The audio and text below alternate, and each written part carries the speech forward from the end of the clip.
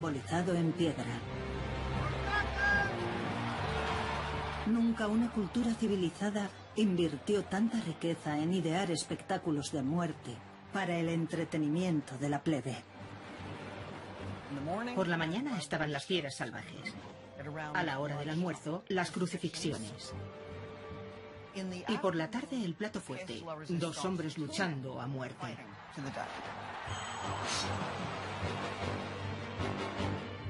Muchos documentos de los antiguos romanos desgranan el programa del Coliseo con sobrecogedor detalle. Nos hablan de una orgía de terribles espectáculos. Gladiadores que luchan hasta la muerte. Animales exóticos que se abalanzan sobre víctimas inocentes. Incluso batallas navales con miles de muertos.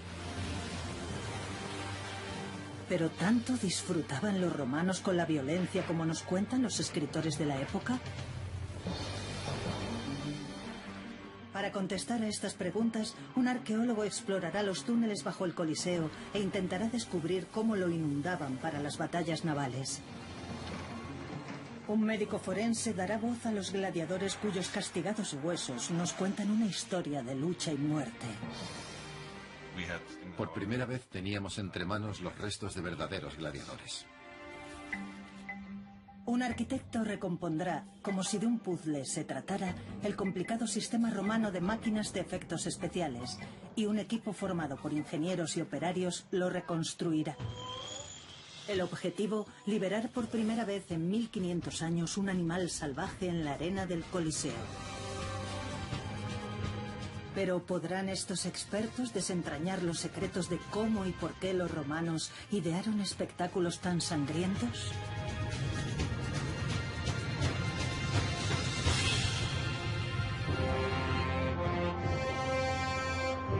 Si hay un edificio que simbolice el horror, la gloria y el ingenio de los romanos, es el Coliseo. Los secretos del Coliseo. Es una joya del diseño y la ingeniería, el edificio más grande jamás construido por los romanos. Tiene más de 600 metros de circunferencia y casi 49 metros de altura. Poco después de su inauguración en el año 80, estaba decorado con relucientes escudos de bronce y estatuas de dioses y héroes de casi 5 metros de envergadura. Aún hoy en día, el Coliseo sigue siendo uno de los edificios más emblemáticos de Roma. Cuando se construyó, causó mucha impresión por su tamaño, su riqueza y grandiosidad.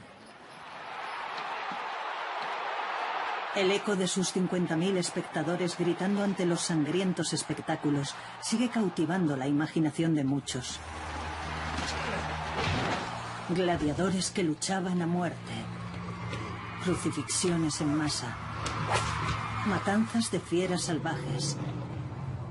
Durante 4 siglos en el Coliseo murieron alrededor de 1 millón de personas.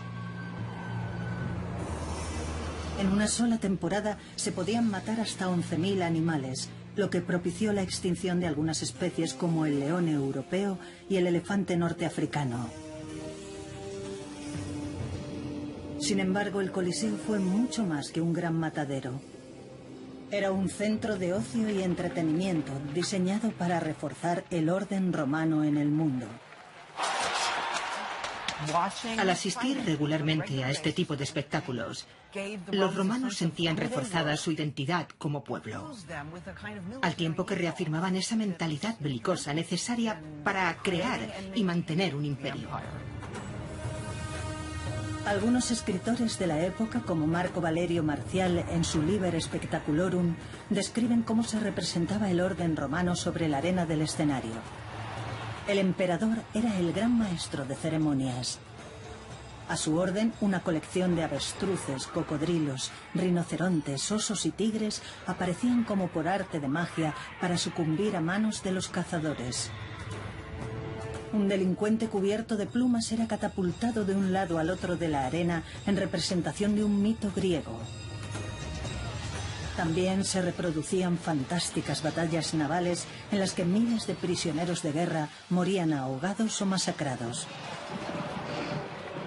¿Son ciertos todos esos relatos de complicadas ejecuciones? ¿O la barrera que separa la historia del mito ha quedado difuminada por el paso del tiempo?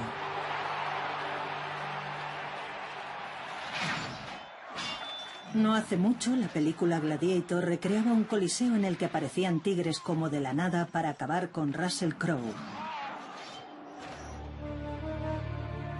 Pero eran efectos especiales de Hollywood. Los romanos lo hacían de verdad.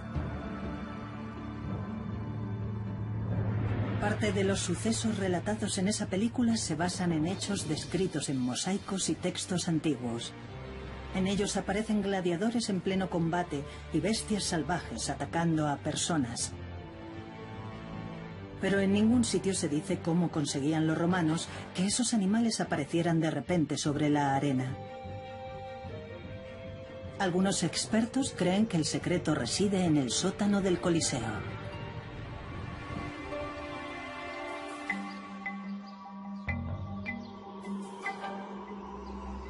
El hipogeo, palabra griega que significa subterráneo, es un laberinto de pasillos y muros derruidos.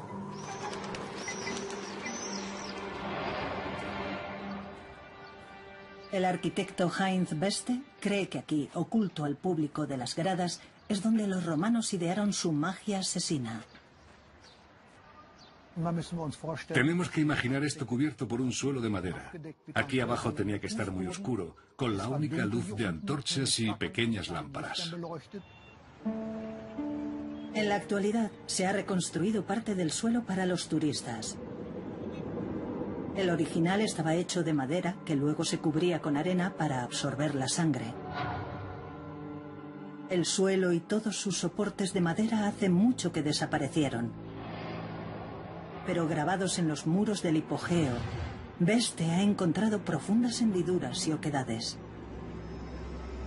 Para descifrar estos vestigios casi fósiles, dibujó todas y cada una de las piedras de todos los muros.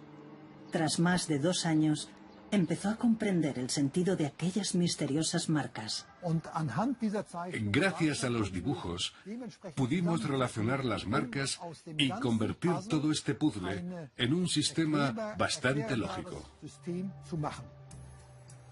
Aquí descubrió las huellas dejadas por vigas de madera. Y en el hormigón, separados uniformemente a lo largo del suelo, hay una serie de agujeros redondos. Esta es otra pieza del puzzle. La base para un cabrestante. Un cabrestante es un gran torno de madera que los operarios hacían girar para levantar grandes pesos. Ah, qué interesante. Aquí arriba vemos una muesca para una rampa. Otra marca revela en qué parte de la arena habría desembocado la rampa. En la mente de Beste las piezas encajan. Una estructura de apoyo desde el suelo del hipogeo al suelo de la arena. A medio camino, una especie de andamio para los operarios. Un cabrestante con asideros para que los trabajadores lo hicieran girar. Un hueco vertical donde cabría una jaula. Y finalmente una trampilla que al bajarse se convertiría en una rampa que conducía a la arena. Todo junto conformaba lo que podría ser un artilugio para elevar y soltar animales en el Coliseo. Creo que, a la luz de estas pruebas, debía existir una especie de sistema de ascensores. Por todo el hipogeo, Beste encuentra pruebas de la existencia de un sistema de ascensores, 28 en total. ¿Ha descubierto Heinz Beste cómo los romanos conseguían que los animales salvajes aparecieran mágicamente en la arena? Para estar seguro de ello, quiere construir un ascensor y una trampilla, instalarlos justo aquí en el Coliseo y soltar un animal en el anfiteatro más famoso del mundo.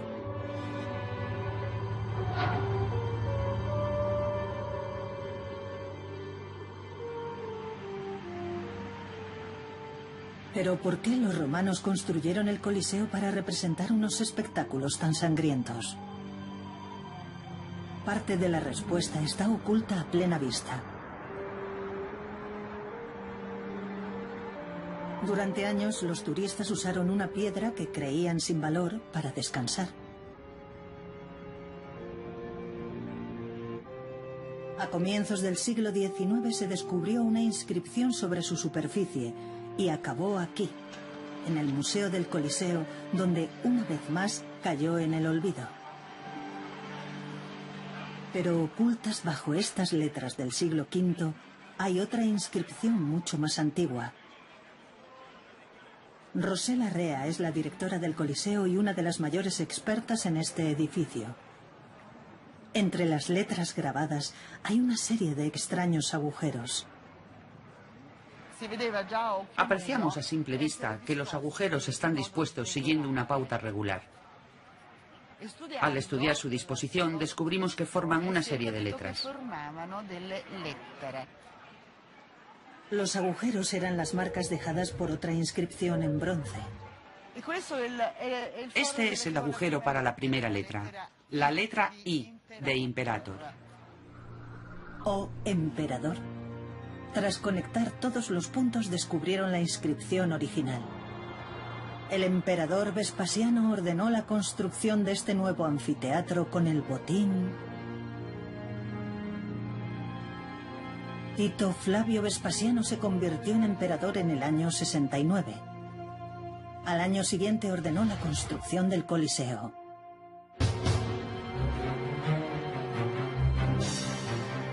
En la piedra se hallaba la placa conmemorativa que además nos cuenta cómo se pagaron las obras.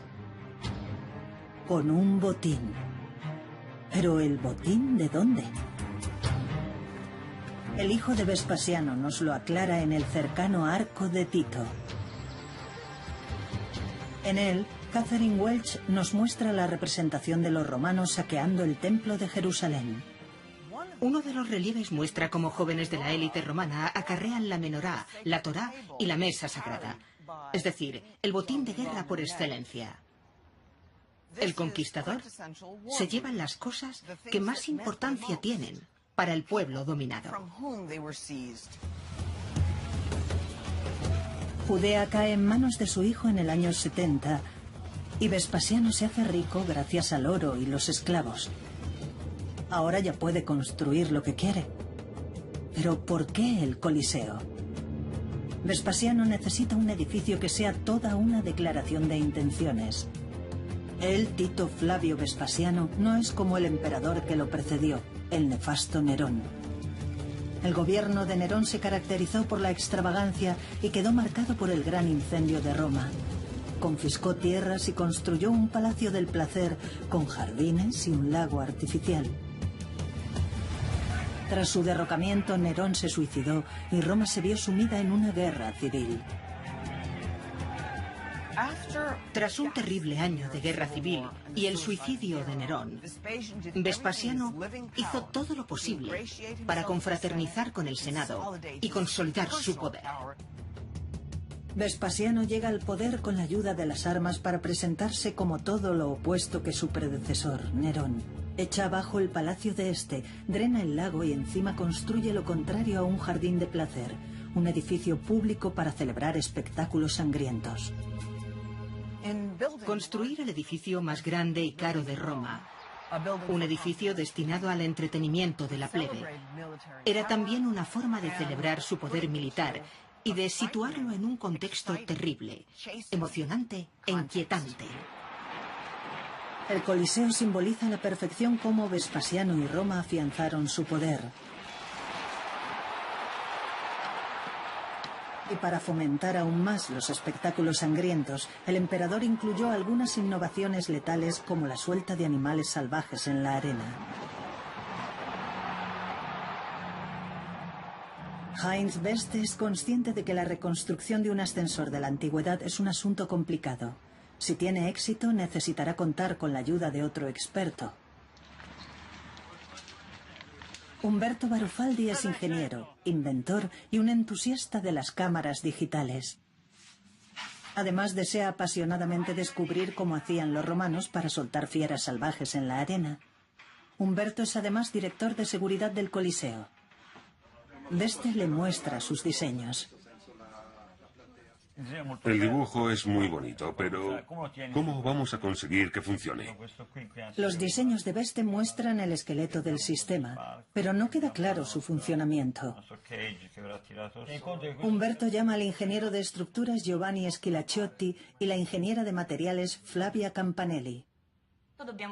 Tenemos que crear un sistema de poleas y contrapesos que funcione a la perfección y de forma sincronizada.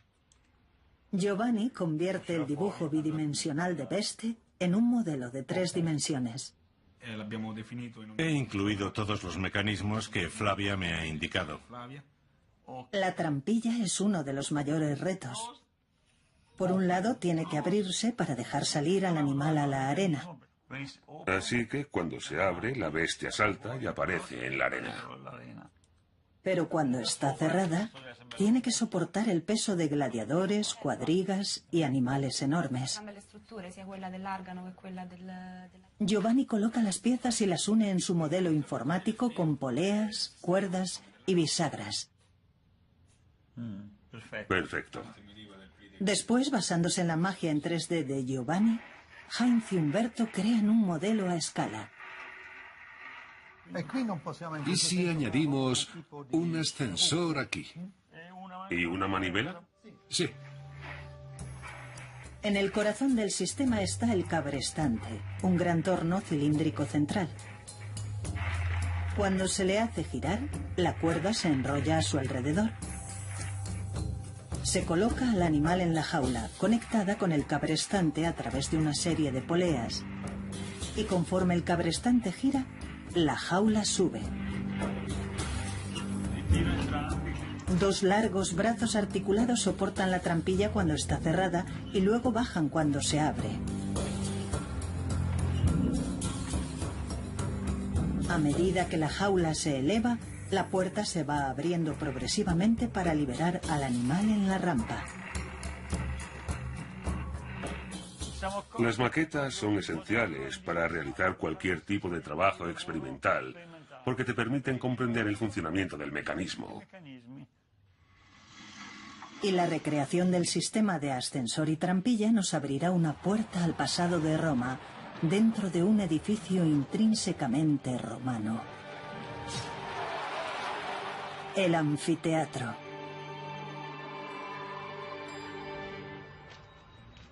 Mark Wilson Jones es un arquitecto con experiencia en edificios de la antigüedad romana y griega. Aquí está en Arles, en el sur de Francia, en un anfiteatro construido unos 20 años después que el Coliseo. En general, los romanos copiaban de los griegos la forma de sus edificios, pero en el caso del anfiteatro no es así. El anfiteatro fue un invento totalmente romano, y lo diseñaron pensando en las luchas de gladiadores. Anfi significa doble en griego, y anfiteatro se traduce como teatro doble. Pero si se duplica un teatro griego, el resultado sería un edificio redondo. El anfiteatro romano es en realidad un círculo estirado o un óvalo. Wilson Jones cree que la innovación de los romanos con el diseño ovalado quizás sea el resultado directo del uso que iban a dar al edificio: albergar luchas de gladiadores. La mayoría de los edificios eran rectangulares y no valían porque la acción podía atascarse en una esquina. Si un gladiador queda arrinconado en una esquina, muere rápidamente. La forma ovalada sirve para prolongar la lucha y maximizar así el valor del espectáculo. Esta forma tiene una cualidad especial. No hay esquinas. Todo es diáfano, de modo que la acción se puede desarrollar en cualquier lugar. Y ese detalle fomenta la lucha y la emoción. Un anfiteatro para la lucha de gladiadores es intrínsecamente romano en su diseño y en su función. Justo el símbolo que el emperador Vespasiano necesitaba para proyectar una imagen de poder y alabar el orgullo romano.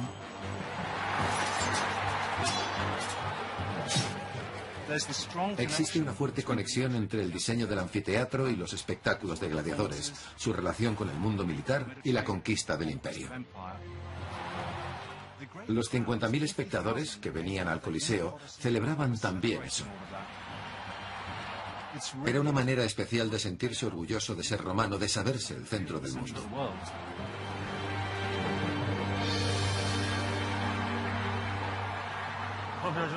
¡Qué día tan bonito! Hoy es el día perfecto. En un bosque al noreste de Roma, Umberto busca el árbol perfecto para construir el ascensor. Tendría que medir 4 metros. Lo usarán para construir una de las piezas cruciales del ascensor, el cabrestante. Este es nuestro árbol. Para talar el árbol, el equipo utiliza las mismas herramientas que los romanos antiguos. Un hacha, una sierra de 2 mangos y una cuña. Carmelo Malacrino, experto en construcciones romanas antiguas, sabe qué herramientas usar gracias a los relieves de la columna de Trajano, erigida solo 30 años después de la construcción del Coliseo. En la columna se muestra cómo talan los árboles. Se representa el proceso de deforestación para la construcción de nuevos caminos y el levantamiento de campamentos durante las campañas militares. Tras una hora de trabajo, el árbol cae.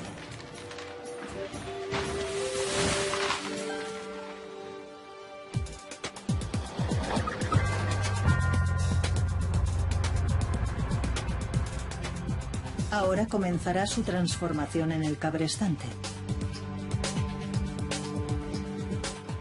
Pero Umberto deja un poco de corteza para recordar de dónde vino.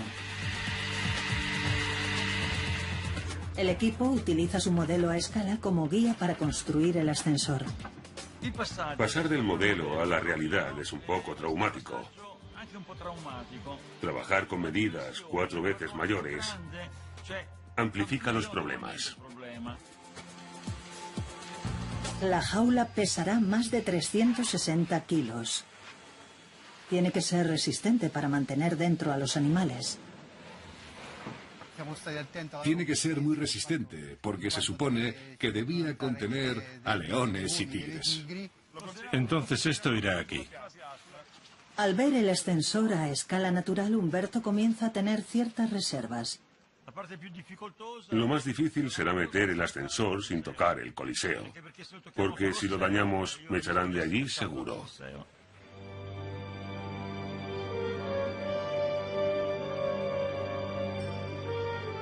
En la actualidad, el Coliseo es una majestuosa ruina.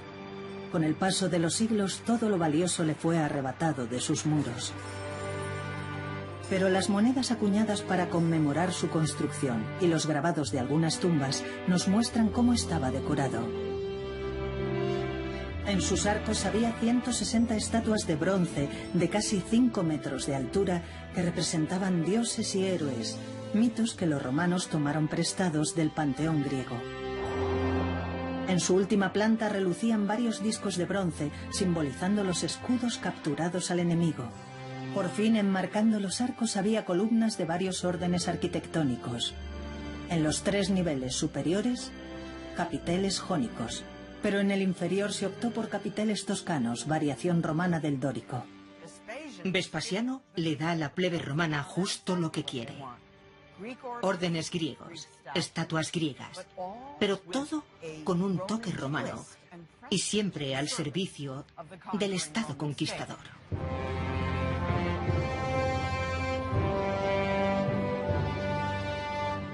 La decoración del Coliseo ampliaba el mensaje del monumental edificio.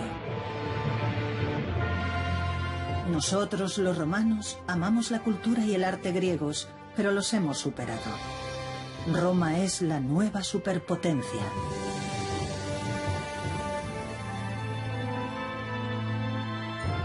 Como detalle final había una cuadriga de bronce sobre el arco de la entrada en la fachada norte, por donde accedía el emperador. Pero Vespasiano jamás la usó. Murió solo unos meses antes de que se completaran las obras. Sin embargo, dejó un legado perdurable, el edificio más grande de Roma y una dinastía imperial. Por primera vez en la historia de Roma, un emperador es sucedido por su hijo. En el año 80, Tito inauguró los primeros juegos en honor a su padre.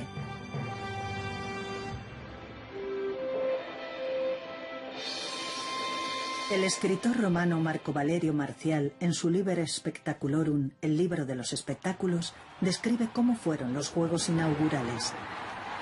100 días de crucifixiones, espectáculos con fieras, combates de gladiadores y, por primera vez, la representación de mitos griegos con un elaborado decorado y muertes reales. En los juegos de inauguración del Coliseo se incluyeron por primera vez representaciones de los mitos griegos. En el teatro ya se hacían, pero eran incruentas y corrían a cargo de actores. Sin embargo, en el anfiteatro lo hacían delincuentes. Los disfrazaban de personajes mitológicos griegos y acababan muriendo en la arena del Coliseo.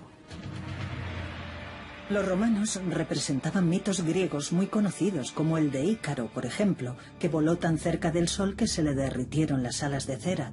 Pero en el Coliseo se le daba un toque más siniestro. El delincuente que representaba a Ícaro era catapultado de un lado a otro del anfiteatro. Aquello no era un cuento, era real. Marcial describe además ejecuciones en masa cruelmente coreografiadas incluso para los estándares romanos. Naumachiae. Batallas navales donde los barcos se hundían con cientos de prisioneros a bordo. Lo que más asombra a Marcial no son las muertes de tantos náufragos, sino la escenografía. ¿Cómo conseguían inundar el Coliseo para las batallas navales de la mañana y drenarlo rápidamente para las luchas de gladiadores de la tarde?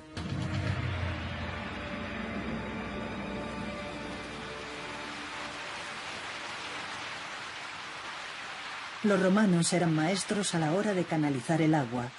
Una red de 11 acueductos llevaba agua limpia a Roma desde los manantiales de las montañas, a casi 80 kilómetros de distancia.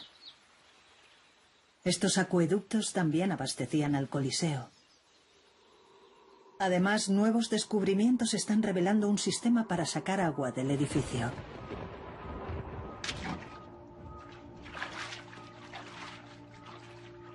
Adriano Moravito, director de Roma Subterránea, ha pasado los últimos 10 años trazando mapas del sistema de alcantarillado de la ciudad.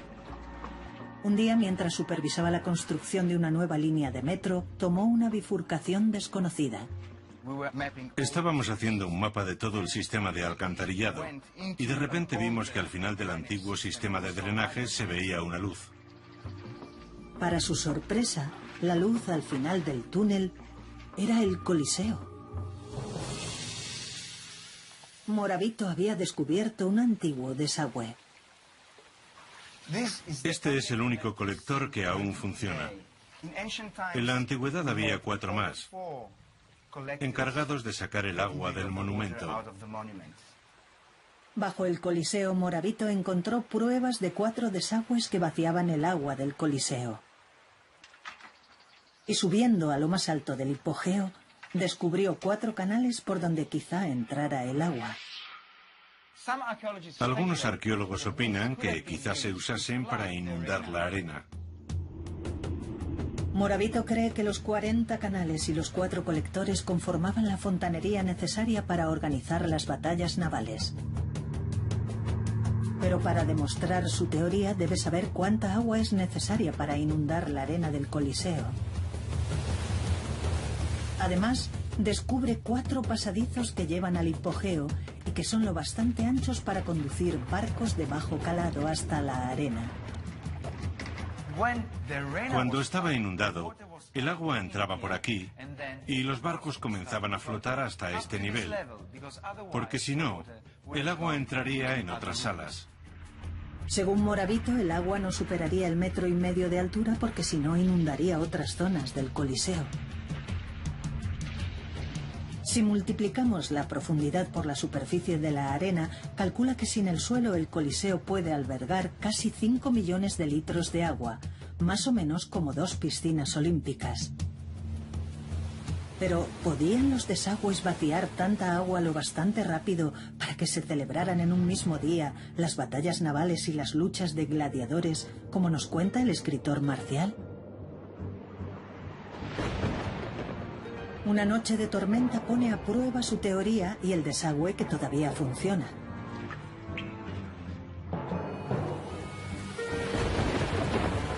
El aguacero descarga 3 millones de litros de agua dentro del Coliseo, llenando el hipogeo hasta la mitad.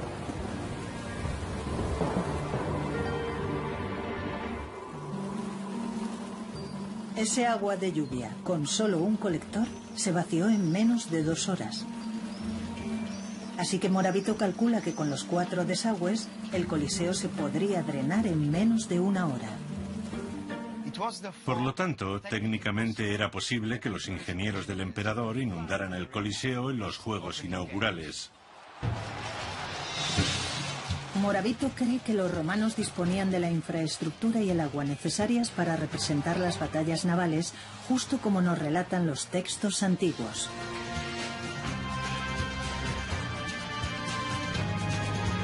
¿Pero de verdad podían subir animales a la arena?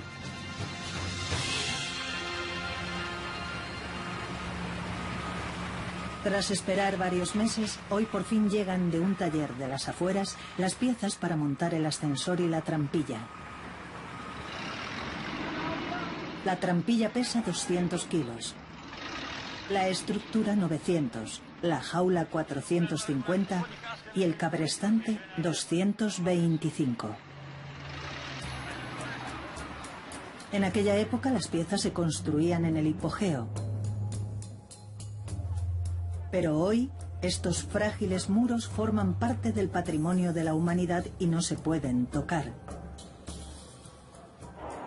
Así que la idea es montar parte del ascensor fuera del Coliseo y luego bajarlo a su interior. Montar el ascensor es muy complicado, casi tanto como su diseño. Es grande y pesa mucho. Además hay que bajarlo dentro del Coliseo. Eso será lo más difícil. Humberto ha alquilado una grúa de 60 metros para esta delicada operación. Giovanni Cirillo está a los mandos. El único problema de hoy es el viento. El viento puede hacer vibrar la estructura y que mi trabajo sea menos exacto. Tras horas de montaje, el equipo está por fin listo para elevar el ascensor.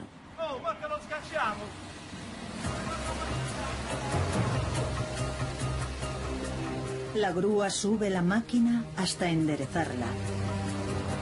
Pero de repente se detiene. Hay un problema. La grúa tiene una báscula. Y Cirillo ha descubierto que la estructura es demasiado pesada. Hay unos 600 kilos de sobrecarga. Con la distancia supone un problema. La grúa tiene potencia para subir el elevador, pero cuando extienda el brazo sobre el Coliseo, el exceso de peso podría hacer que la grúa volcara. No sabemos si podemos dejar el ascensor dentro. Lo peor es que la grúa podría volcar. El equipo hace unos rápidos cálculos para salvar el proyecto. Según nuestros cálculos, la jaula pesa unos 450 kilos. Así que si la quitamos, la grúa podrá con la carga. Desmontan la jaula, pero aún así siguen pasándose en 150 kilos.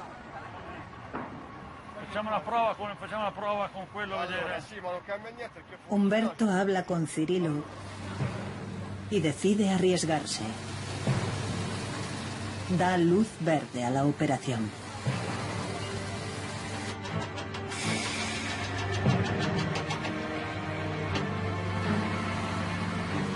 La grúa sube el ascensor casi 60 metros y lo hace pasar por encima del muro del Coliseo.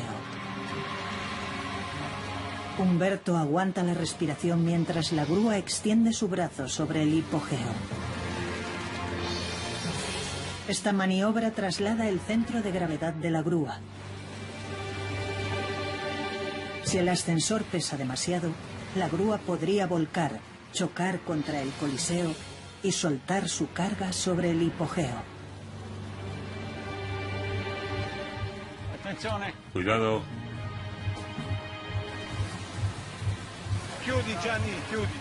Para darle aún más emoción, Cirilo tiene que maniobrar a ciegas, guiado solo por las instrucciones que recibe a través de la radio.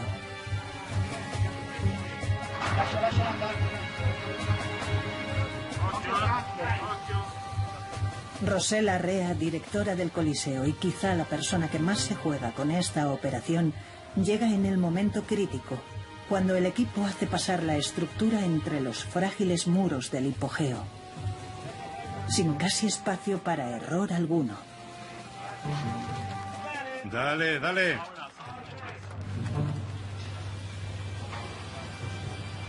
Un poco más. Para alivio de todos, el ascensor encaja perfectamente.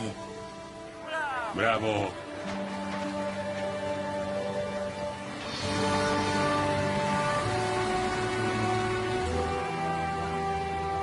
Después de trasladar una estructura de 3 toneladas, la jaula de solo media es un juego de niños.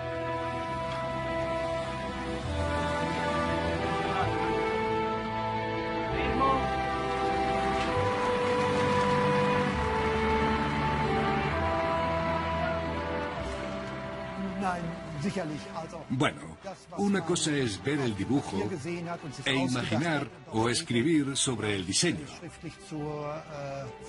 Pero otra muy distinta es tener la estructura a tamaño real y poder tocarla. No tiene nada que ver. Es asombroso. Y para mí resulta especialmente fantástico. Con el ascensor ocupando ya su lugar, el equipo descorcha el Prosecco. Pero tal vez estén adelantando acontecimientos. Aún tienen que convertir todas esas piezas en una máquina que funcione.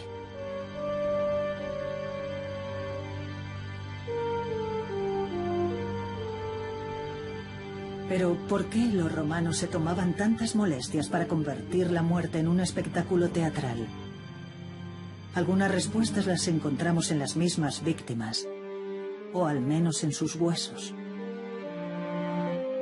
En 1993, unos arqueólogos austriacos descubrieron un cementerio en una antigua ciudad romana que hoy pertenece a Turquía.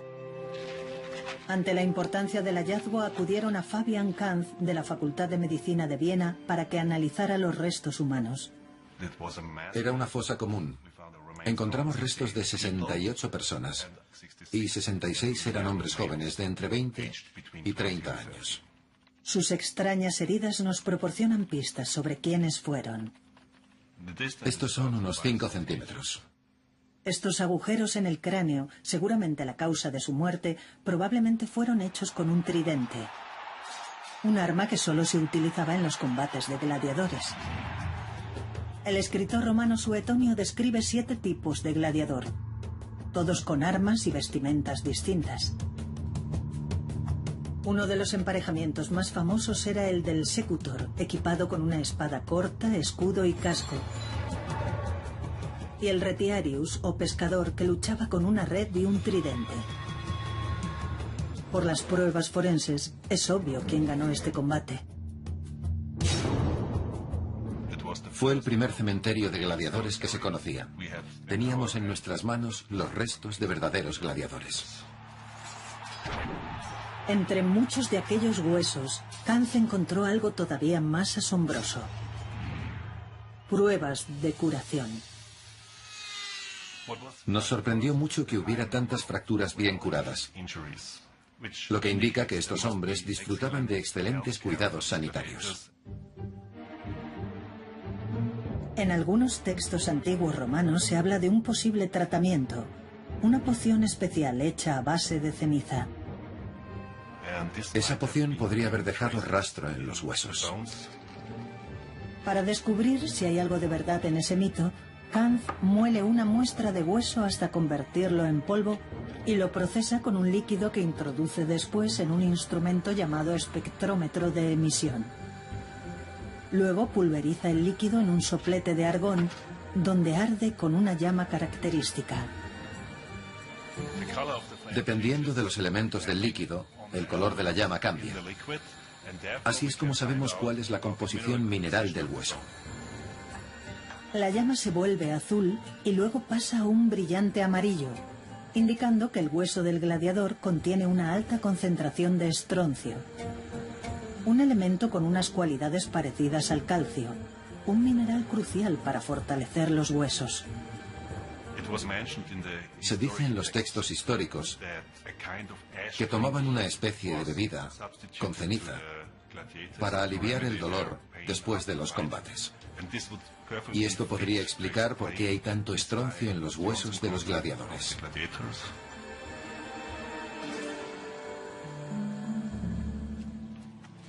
Kant cree que los gladiadores recibían el equivalente romano a suplementos de calcio para endurecer sus huesos. Pero, ¿por qué se esforzaban tanto en cuidar de sus luchadores? Aun siendo esclavos, los gladiadores entrenaban en escuelas especiales.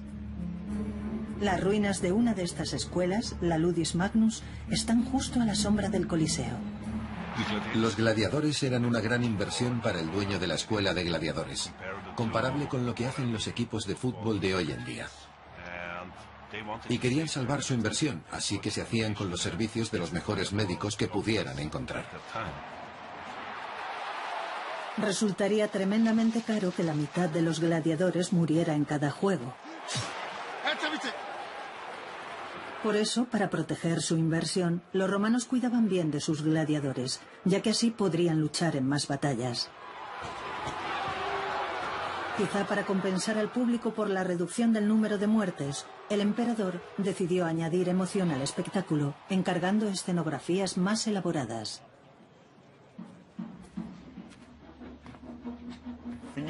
No, lo dejamos ya y vemos qué tal.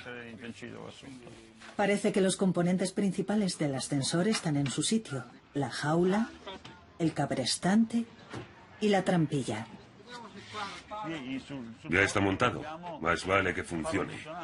Lo primero es instalar las piezas que faltan. Colocan las ruedas en la jaula, los asideros en el cabrestante y encima Humberto y Tulio ponen un carrete de cuerda. Unimos esta cuerda aquí y cuando gire la cuerda se irá enrollando a su alrededor y tirará de la jaula.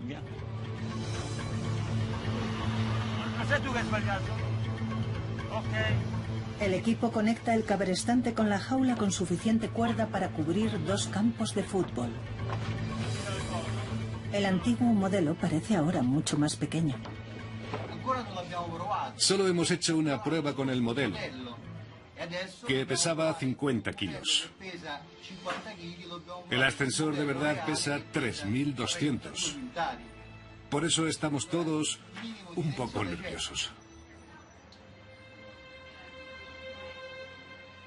Con todo listo, Humberto da la orden de que comience la prueba.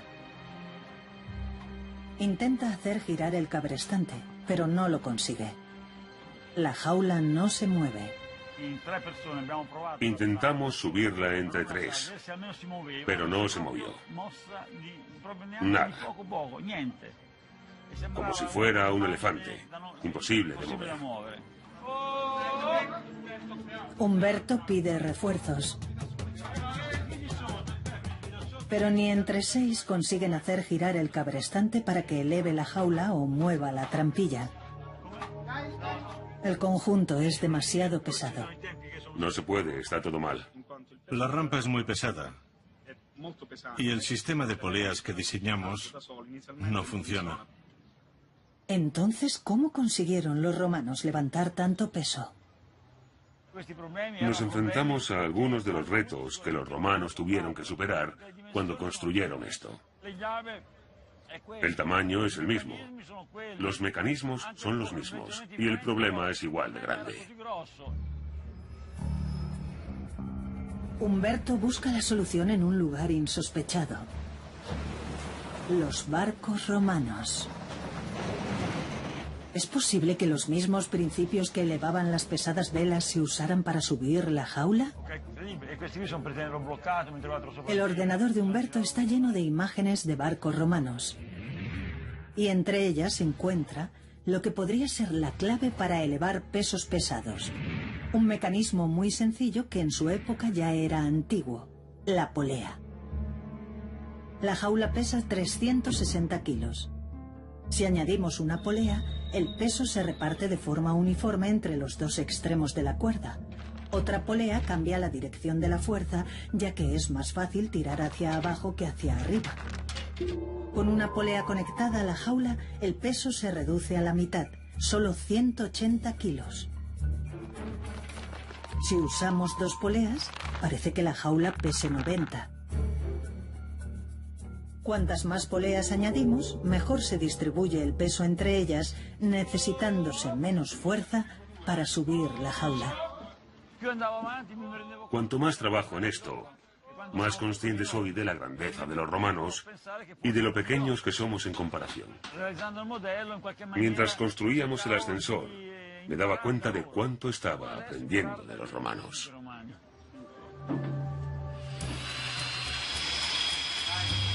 El equipo añade más poleas para redistribuir el peso de la jaula y la trampilla.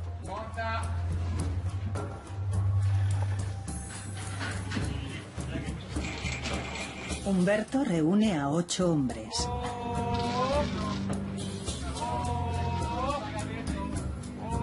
Hacen girar el cabrestante. La cuerda se desliza por una red de 12 poleas y la jaula se eleva del suelo.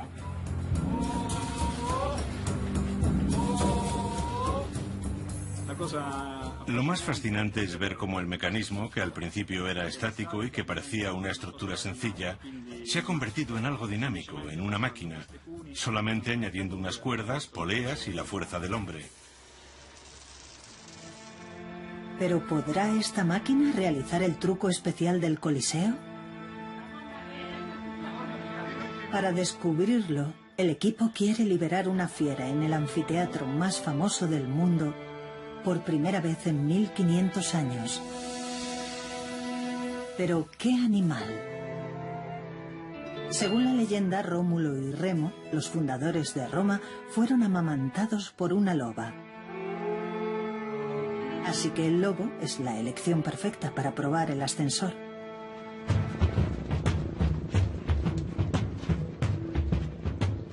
Paolo Caldora rescata lobos abandonados por personas que pretendían hacer de ellos mascotas. Conduce a un ejemplar a través del laberinto del hipogeo.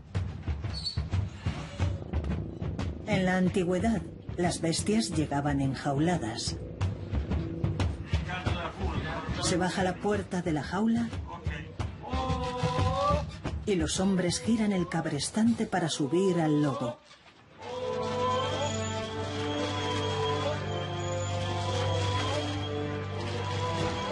Todo funciona como una máquina bien engrasada.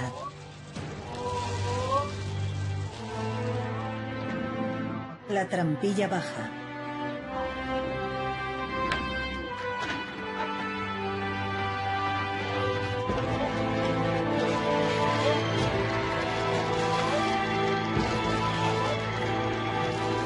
La jaula sube y se coloca en su lugar.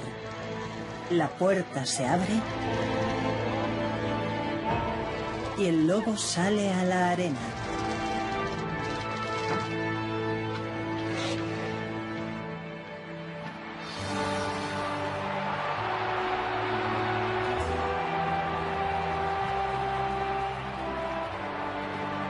Los días en los que las bestias salvajes cazaban o eran cazadas en el Coliseo, afortunadamente ya han pasado, y el lobo regresa con su cuidador.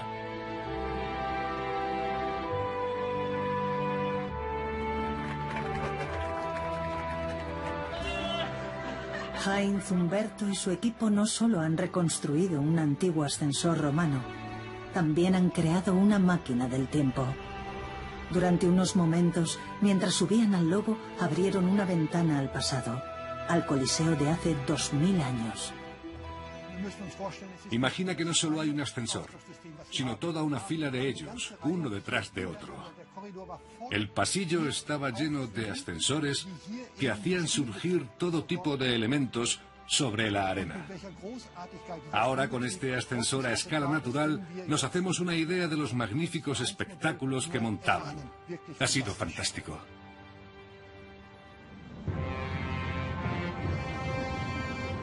Todos los años, más de 5 millones de turistas visitan el Coliseo. Quedan maravillados por su tamaño y horrorizados al pensar en las matanzas que aquí se celebraban. ¿Cómo es posible que una cultura tan avanzada como la romana justificara semejante derramamiento de sangre? Los juegos de los gladiadores y los violentos espectáculos asociados a ellos no necesitaban ninguna justificación. Y según los autores de la época, encontramos justo todo lo contrario. Los consideraban útiles para forjar el carácter. Los romanos que asistían al Coliseo eran más que espectadores, eran participantes. Estos juegos mostraban el poder de Roma y recordaban a sus ciudadanos que su prosperidad se pagaba con sangre. Dentro del Coliseo había espectáculo, energía, entretenimiento. Todo el edificio se usaba como vehículo para la demostración del poder del mundo romano y de cómo ese poder beneficiaba a la plebe. Aunque Roma cae en manos de los bárbaros en el año 476, el Coliseo, como un victorioso gladiador, sigue en pie. Magullado y triunfante, es un vestigio del horror y de la gloria de Roma.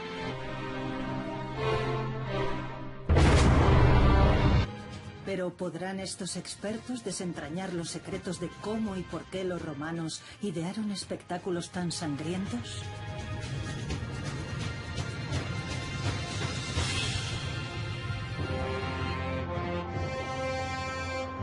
Si hay un edificio que simbolice el horror, la gloria y el ingenio de los romanos, es el Coliseo. Los secretos del Coliseo. Es una joya del diseño y la ingeniería, el edificio más grande jamás construido por los romanos. Tiene más de 600 metros de circunferencia y casi 49 metros de altura. Poco después de su inauguración en el año 80, estaba decorado con relucientes escudos de bronce y estatuas de dioses y héroes de casi 5 metros de envergadura. Aún hoy en día, el Coliseo sigue siendo uno de los edificios más emblemáticos de Roma. Cuando se construyó, causó mucha impresión por su tamaño, su riqueza y grandiosidad. El eco de sus 50.000 espectadores gritando ante los sangrientos espectáculos sigue cautivando la imaginación de muchos. Gladiadores que luchaban a muerte, crucifixiones en masa, matanzas de fieras salvajes. Durante 4 siglos en el Coliseo murieron alrededor de 1 millón de personas. En una sola temporada se podían matar hasta 11.000 animales, lo que propició la extinción de algunas especies como el león europeo y el elefante norteafricano. Sin embargo, el Coliseo fue mucho más que un gran matadero. Era un centro de ocio y entretenimiento diseñado para reforzar el orden romano en el mundo. Al asistir regularmente a este tipo de espectáculos, los romanos sentían reforzada su identidad como pueblo, al tiempo que reafirmaban esa mentalidad belicosa necesaria para crear y mantener un imperio. Algunos escritores de la época, como Marco Valerio Marcial en su Liber Spectaculorum, describen cómo se representaba el orden romano sobre la arena del escenario. El emperador era el gran maestro de ceremonias. A su orden, una colección de avestruces, cocodrilos, rinocerontes, osos y tigres aparecían como por arte de magia para sucumbir a manos de los cazadores. Un delincuente cubierto de plumas era catapultado de un lado al otro de la arena en representación de un mito griego. Y soltar un animal en el anfiteatro más famoso del mundo.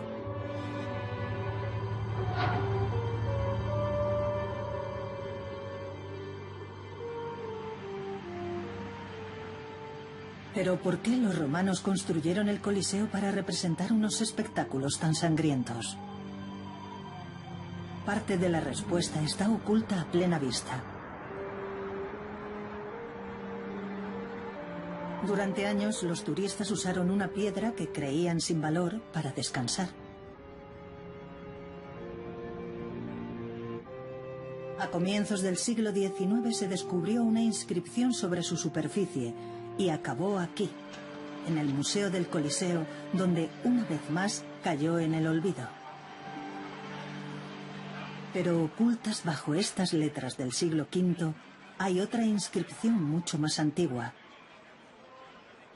Rosella Rea es la directora del Coliseo y una de las mayores expertas en este edificio. Entre las letras grabadas hay una serie de extraños agujeros. Apreciamos a simple vista que los agujeros están dispuestos siguiendo una pauta regular. Al estudiar su disposición, descubrimos que forman una serie de letras. Los agujeros eran las marcas dejadas por otra inscripción en bronce. Este es el agujero para la primera letra, la letra I de Imperator. O emperador. Tras conectar todos los puntos descubrieron la inscripción original. El emperador Vespasiano ordenó la construcción de este nuevo anfiteatro con el botín. Tito Flavio Vespasiano se convirtió en emperador en el año 69. Al año siguiente ordenó la construcción del Coliseo.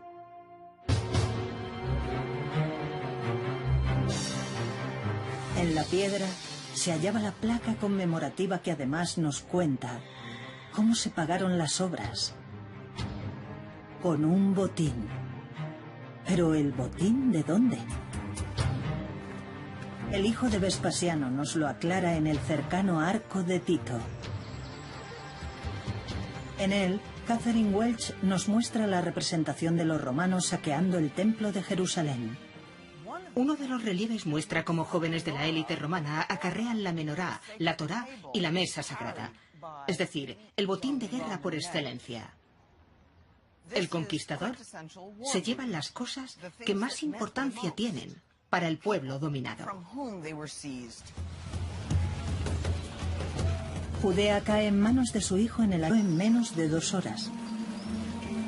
Así que Moravito calcula que con los 4 desagües, el Coliseo se podría drenar en menos de 1 hora. Por lo tanto, técnicamente era posible que los ingenieros del emperador inundaran el Coliseo en los Juegos inaugurales. Moravito cree que los romanos disponían de la infraestructura y el agua necesarias para representar las batallas navales, justo como nos relatan los textos antiguos.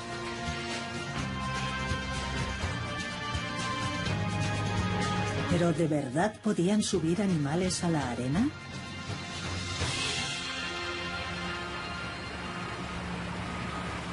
Tras esperar varios meses, hoy por fin llegan de un taller de las afueras las piezas para montar el ascensor y la trampilla. La trampilla pesa 200 kilos, la estructura 900, la jaula 450 y el cabrestante 225. En aquella época las piezas se construían en el hipogeo. Pero hoy, estos frágiles muros forman parte del patrimonio de la humanidad y no se pueden tocar. Así que la idea es montar parte del ascensor fuera del Coliseo y luego bajarlo a su interior. Montar el ascensor es muy complicado, casi tanto como su diseño. Es grande y pesa mucho. Además hay que bajarlo dentro del Coliseo. Eso será lo más difícil. Humberto ha alquilado una grúa de 60 metros para esta delicada operación. Giovanni Cirillo está a los mandos. El único problema de hoy es el viento. El viento puede hacer vibrar la estructura y que mi trabajo sea menos exacto. Tras horas de montaje, el equipo está por fin listo para elevar el ascensor.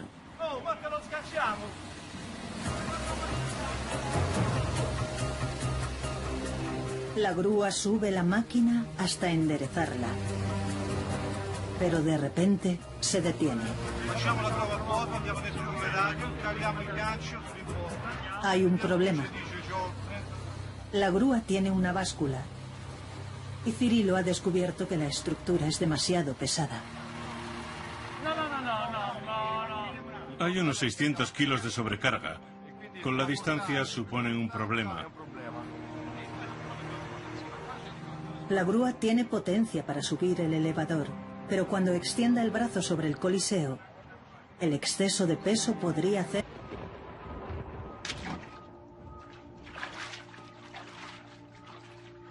Adriano Moravito, director de Roma Subterránea, ha pasado los últimos 10 años trazando mapas del sistema de alcantarillado de la ciudad. Un día, mientras supervisaba la construcción de una nueva línea de metro, tomó una bifurcación desconocida. Estábamos haciendo un mapa de todo el sistema de alcantarillado y de repente vimos que al final del antiguo sistema de drenaje se veía una luz. Para su sorpresa, la luz al final del túnel era el Coliseo. Moravito había descubierto un antiguo desagüe. Este es el único colector que aún funciona. En la antigüedad había 4 más, encargados de sacar el agua del monumento. Bajo el Coliseo, Moravito encontró pruebas de 4 desagües que vaciaban el agua del Coliseo. Y subiendo a lo más alto del hipogeo, descubrió 4 canales por donde quizá entrara el agua. Algunos arqueólogos opinan que quizás se usasen para inundar la arena. Moravito cree que los 40 canales y los 4 colectores conformaban la fontanería necesaria para organizar las batallas navales. Pero para demostrar su teoría debe saber cuánta agua es necesaria para inundar la arena del Coliseo. Además, descubre 4 pasadizos que llevan al hipogeo y que son lo bastante anchos para conducir barcos de bajo calado hasta la arena. Cuando estaba inundado, el agua entraba por aquí y los barcos comenzaban a flotar hasta este nivel, porque si no, el agua entraría en otras salas. Según Moravito, el agua no superaría el 1,5 metros de altura porque si no inundaría otras zonas del Coliseo. Si multiplicamos la profundidad por la superficie de la arena, calcula que sin el suelo el Coliseo puede albergar casi 5 millones de litros de agua, más o menos como 2 piscinas olímpicas. Pero, ¿podían los desagües vaciar tanta agua lo bastante rápido para que se celebraran en un mismo día las batallas navales y las luchas de gladiadores, como nos cuenta el escritor Marcial? Una noche de tormenta pone a prueba su teoría y el desagüe que todavía funciona.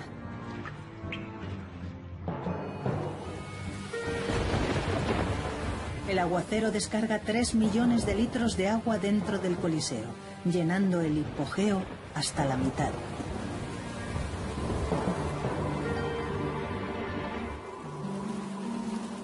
La jaula pesa 360 kilos. Si añadimos una polea, el peso se reparte de forma uniforme entre los 2 extremos de la cuerda. Otra polea cambia la dirección de la fuerza, ya que es más fácil tirar hacia abajo que hacia arriba. Con una polea conectada a la jaula, el peso se reduce a la mitad, solo 180 kilos. Si usamos 2 poleas, parece que la jaula pese 90. Cuantas más poleas añadimos, mejor se distribuye el peso entre ellas, necesitándose menos fuerza para subir la jaula. Cuanto más trabajo en esto, más consciente soy de la grandeza de los romanos y de lo pequeños que somos en comparación. Mientras construíamos el ascensor, me daba cuenta de cuánto estaba aprendiendo de los romanos.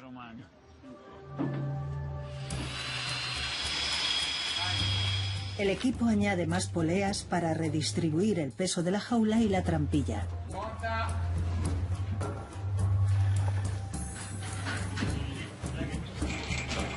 Humberto reúne a 8 hombres.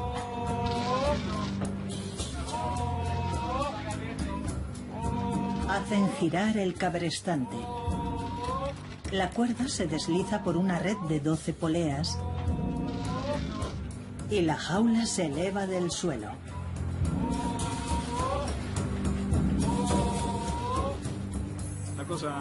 Lo más fascinante es ver cómo el mecanismo, que al principio era estático y que parecía una estructura sencilla, se ha convertido en algo dinámico, en una máquina, solamente añadiendo unas cuerdas, poleas y la fuerza del hombre. ¿Pero podrá esta máquina realizar el truco especial del Coliseo? Para descubrirlo, el equipo quiere liberar una fiera en el anfiteatro más famoso del mundo por primera vez en 1500 años. Pero, ¿qué animal? Según la leyenda, Rómulo y Remo, los fundadores de Roma, fueron amamantados por una loba. Así que el lobo es la elección perfecta para probar el ascensor.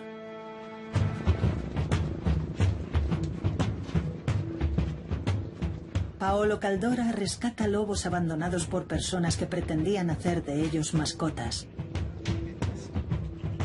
Conduce a un ejemplar a través del laberinto del hipogeo. En la antigüedad, las bestias llegaban enjauladas. Se baja la puerta de la jaula y los hombres giran el cabrestante para subir. El acero descarga 3 millones de litros de agua dentro del Coliseo, llenando el hipogeo hasta la mitad.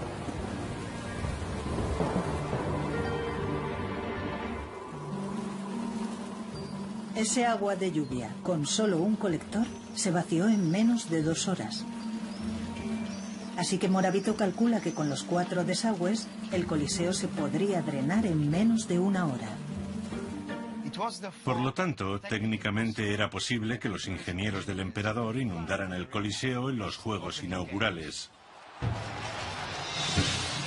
Moravito cree que los romanos disponían de la infraestructura y el agua necesarias para representar las batallas navales, justo como nos relatan los textos antiguos.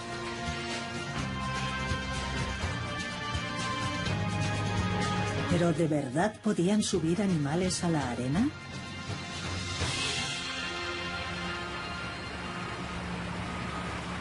Tras esperar varios meses, hoy por fin llegan de un taller de las afueras las piezas para montar el ascensor y la trampilla. La trampilla pesa 200 kilos, la estructura 900, la jaula 450 y el cabrestante 225. En aquella época las piezas se construían en el hipogeo. Pero hoy, estos frágiles muros forman parte del patrimonio de la humanidad y no se pueden tocar. Así que la idea es montar parte del ascensor fuera del Coliseo y luego bajarlo a su interior. Montar el ascensor es muy complicado, casi tanto como su diseño. Es grande y pesa mucho. Además hay que bajarlo dentro del Coliseo. Eso será lo más difícil. Humberto ha alquilado una grúa de 60 metros para esta delicada operación. Giovanni Cirillo está a los mandos. El único problema de hoy es el viento. El viento puede hacer vibrar la estructura y que mi trabajo sea menos exacto. Tras horas de montaje, el equipo está por fin listo para elevar el ascensor.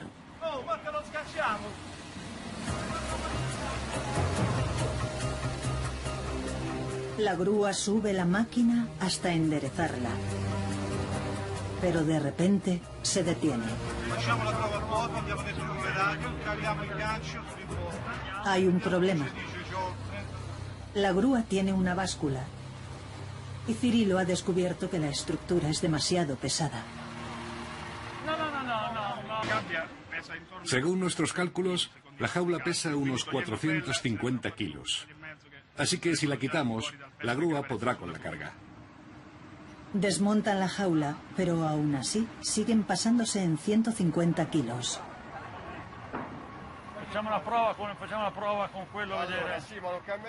Umberto habla con Cirilo y decide arriesgarse. Da luz verde a la operación.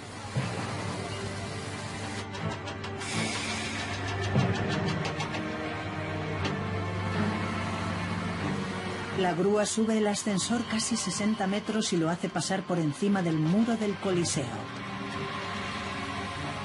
Umberto aguanta la respiración mientras la grúa extiende su brazo sobre el hipogeo.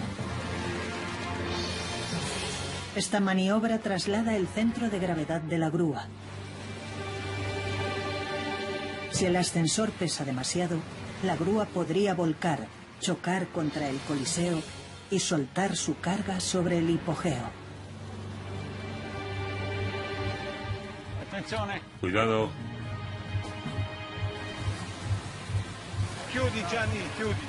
Para darle aún más emoción, Cirilo tiene que maniobrar a ciegas, guiado solo por las instrucciones que recibe a través de la radio.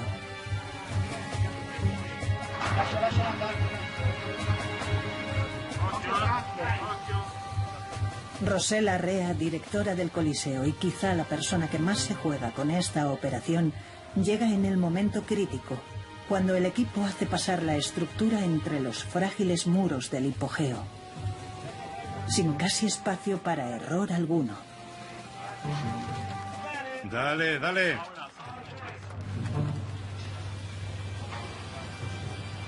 Un poco más. Para alivio de todos, el ascensor encaja perfectamente. ¡Bravo!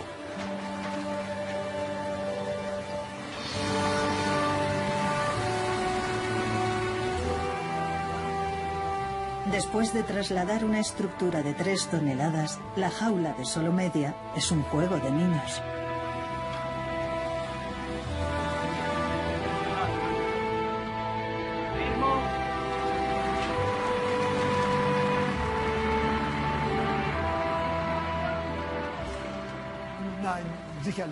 Bueno, una cosa es ver el dibujo e imaginar o escribir sobre el diseño.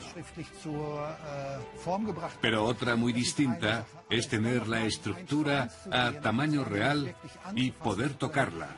No tiene nada que ver. Es asombroso. El teatro romano es en realidad un círculo estirado o un óvalo. Wilson Jones cree que la innovación de los romanos con el diseño ovalado quizás sea el resultado directo del uso que iban a dar al edificio: albergar luchas de gladiadores. La mayoría de los edificios eran rectangulares y no valían porque la acción podía atascarse en una esquina. Si un gladiador queda arrinconado en una esquina, muere rápidamente. La forma ovalada sirve para prolongar la lucha y maximizar así el valor del espectáculo. Esta forma tiene una cualidad especial. No hay esquinas. Todo es diáfano, de modo que la acción se puede desarrollar en cualquier lugar. Y ese detalle fomenta la lucha y la emoción. Un anfiteatro para la lucha de gladiadores es intrínsecamente romano en su diseño y en su función. Justo el símbolo que el emperador Vespasiano necesitaba para proyectar una imagen de poder y alabar el orgullo romano.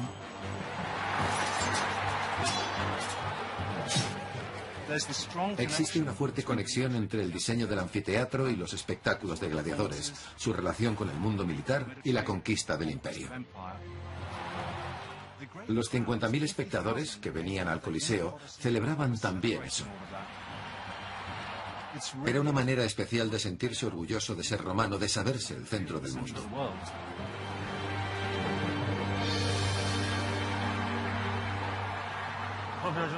¡Qué día tan bonito! Hoy es el día perfecto. En un bosque al noreste de Roma, Umberto busca el árbol perfecto para construir el ascensor. Tendría que medir 4 metros. Lo usarán para construir una de las piezas cruciales del ascensor, el cabrestante. Este es nuestro árbol. Para talar el árbol, el equipo utiliza las mismas herramientas que los romanos antiguos. Un hacha, una sierra de 2 mangos y una cuña. Carmelo Malacrino, experto en construcciones romanas antiguas, sabe qué herramientas usar gracias a los relieves de la columna de Trajano, erigida solo 30 años después de la construcción del Coliseo. En la columna se muestra cómo talan los árboles. Se representa el proceso de deforestación para la construcción de nuevos caminos y el levantamiento de campamentos durante las campañas militares. Tras una hora de trabajo, el árbol cae.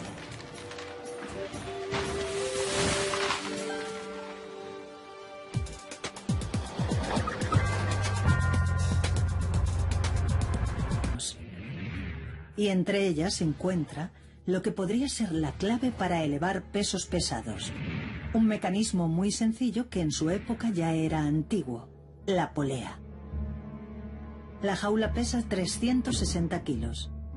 Si añadimos una polea, el peso se reparte de forma uniforme entre los 2 extremos de la cuerda. Otra polea cambia la dirección de la fuerza, ya que es más fácil tirar hacia abajo que hacia arriba. Con una polea conectada a la jaula, el peso se reduce a la mitad, solo 180 kilos. Si usamos 2 poleas, parece que la jaula pese 90. Cuantas más poleas añadimos, mejor se distribuye el peso entre ellas, necesitándose menos fuerza para subir la jaula.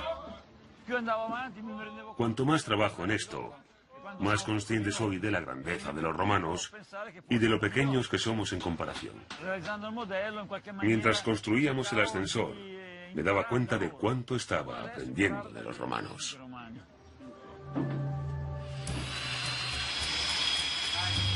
El equipo añade más poleas para redistribuir el peso de la jaula y la trampilla.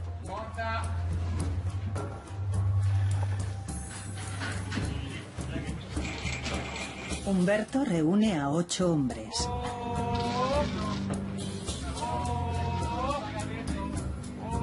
Hacen girar el cabrestante. La cuerda se desliza por una red de 12 poleas y la jaula se eleva del suelo.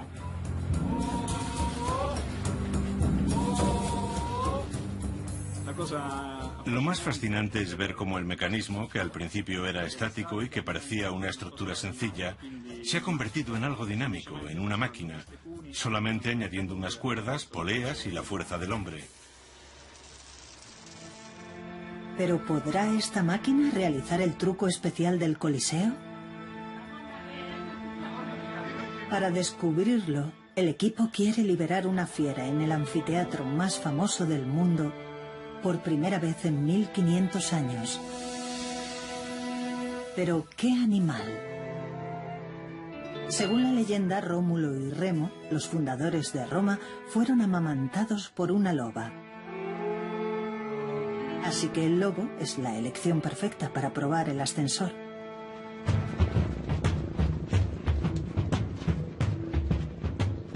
Paolo Caldora rescata lobos abandonados por personas que pretendían hacer de ellos mascotas. Conduce un ejemplar a través del laberinto del hipogeo. Con mucha impresión por su tamaño, su riqueza y grandiosidad. El eco de sus 50.000 espectadores gritando ante los sangrientos espectáculos sigue cautivando la imaginación de muchos. Gladiadores que luchaban a muerte. Crucifixiones en masa. Matanzas de fieras salvajes. Durante 4 siglos en el Coliseo murieron alrededor de 1 millón de personas. En una sola temporada se podían matar hasta 11.000 animales, lo que propició la extinción de algunas especies como el león europeo y el elefante norteafricano. Sin embargo, el Coliseo fue mucho más que un gran matadero. Era un centro de ocio y entretenimiento diseñado para reforzar el orden romano en el mundo.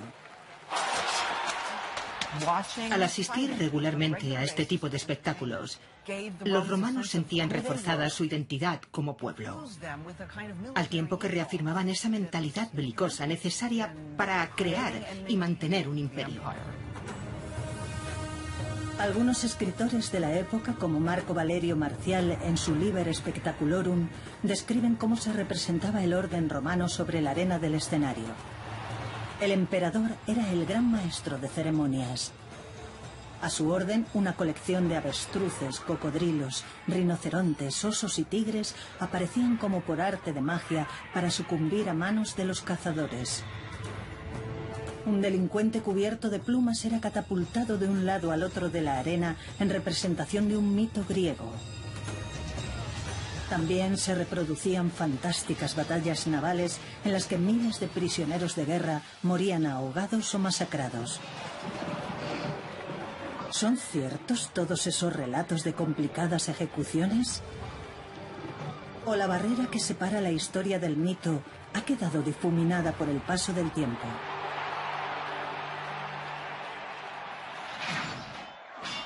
No hace mucho, la película Gladiator recreaba un coliseo en el que aparecían tigres como de la nada para acabar con Russell Crowe. Pero eran efectos especiales de Hollywood. Los romanos lo hacían de verdad. Parte de los sucesos relatados en esa película se basan en hechos descritos en mosaicos y textos antiguos. En ellos aparecen gladiadores en pleno combate y bestias salvajes atacando a personas. Pero en ningún sitio se dice cómo conseguían los romanos que esos animales aparecieran de repente sobre la arena. Metros de altura que representaban dioses y héroes, mitos que los romanos tomaron prestados del panteón griego. En su última planta relucían varios discos de bronce, simbolizando los escudos capturados al enemigo. Por fin, enmarcando los arcos había columnas de varios órdenes arquitectónicos. En los 3 niveles superiores, capiteles jónicos, pero en el inferior se optó por capiteles toscanos, variación romana del dórico. Vespasiano le da a la plebe romana justo lo que quiere. Órdenes griegos, estatuas griegas, pero todo con un toque romano y siempre al servicio del Estado conquistador.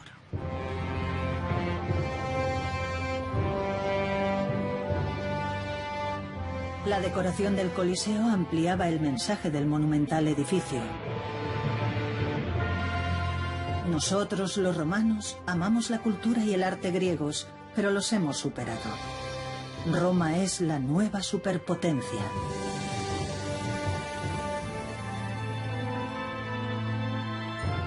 Como detalle final había una cuadriga de bronce sobre el arco de la entrada en la fachada norte, por donde accedía el emperador.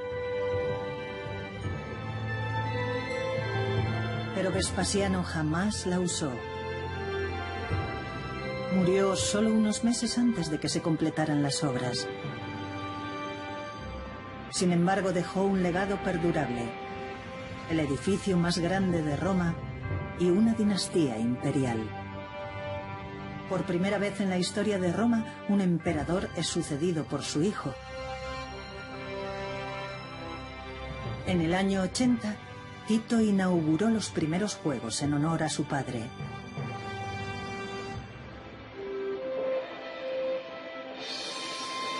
El escritor romano Marco Valerio Marcial, en su Liber Spectaculorum, el libro de los espectáculos, describe cómo fueron los juegos inaugurales. 100 días de crucifixiones, espectáculos con fieras, combates de gladiadores y, por primera vez, la representación de mitos griegos con un elaborado decorado y muertes reales. En los juegos de inauguración del Coliseo se incluyeron por primera vez representaciones de los mitos griegos. En el teatro ya se hacían, pero eran incruentas y corrían a cargo de actores. Sin embargo, en el anfiteatro lo hacían delincuentes. Los disfrazaban de personajes mitológicos griegos y acababan muriendo en la arena del Coliseo. Los romanos representaban mitos griegos muy conocidos, como el de Ícaro, por ejemplo, que voló tan cerca del sol que se le derritieron las alas de cera. Pero el problema de hoy es el viento. El viento puede hacer vibrar la estructura y que mi trabajo sea menos exacto. Tras horas de montaje, el equipo está por fin listo para elevar el ascensor.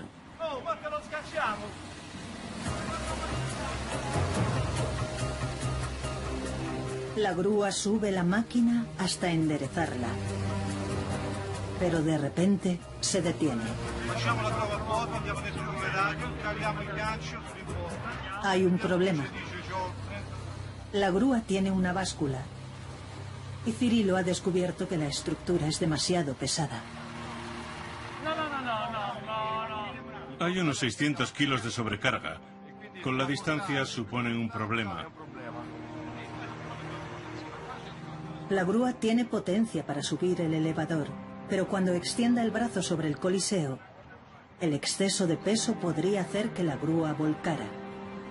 No sabemos si podemos dejar el ascensor dentro. Lo peor es que la grúa podría volcar. El equipo hace unos rápidos cálculos para salvar el proyecto. Según nuestros cálculos, la jaula pesa unos 450 kilos. Así que si la quitamos, la grúa podrá con la carga. Desmontan la jaula, pero aún así siguen pasándose en 150 kilos.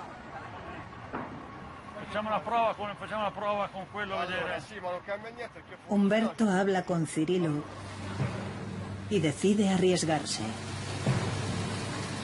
Da luz verde a la operación.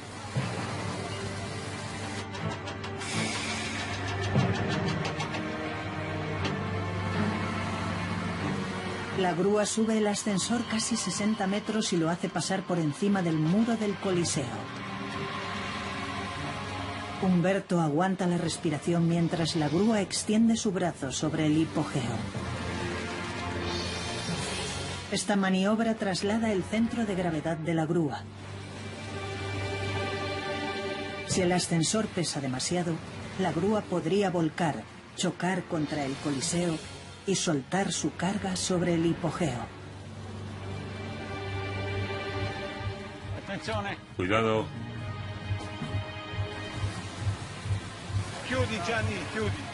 Para darle aún más emoción, Cirilo tiene que maniobrar a ciegas, guiado solo por las instrucciones que recibe a través de la radio.